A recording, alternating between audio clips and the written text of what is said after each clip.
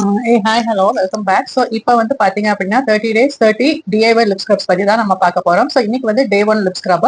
So coconut lip scrub வந்து நம்ம இன்னைக்கு பண்ண போகிறோம்.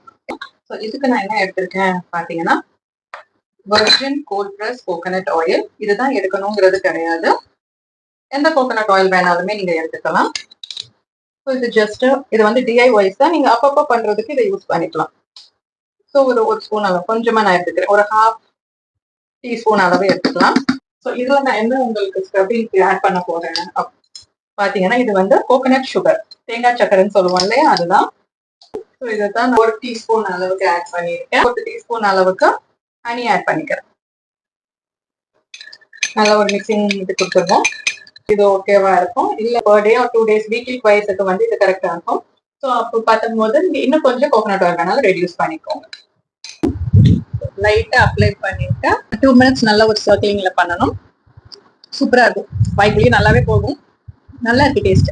உள்ளுக்கு வைக்கிறதுக்கு பதிலா தேவையான ஸ்க்ரப் பண்ணிட்டு பேலன்ஸ் சாப்பிடுங்க. அப்புறம் அதை நல்லா வைப் பண்ணிட்டு ஒரு lip balm, any lip balm, homemade lip balms இருந்துச்சுனாலும் ஓகே, ஜஸ்ட் அப்ளை பண்ணிடு. அவ்வளவுதான். இது வந்து வீக்லி ட்வைஸ் நீங்க ஸ்க்ரப் பண்ணீங்கன்னா போதும், இருக்கிற அந்த டெட் செல்ஸ் எல்லாமே ரிமூவ் ஆயிடும். இது வந்து டே 1.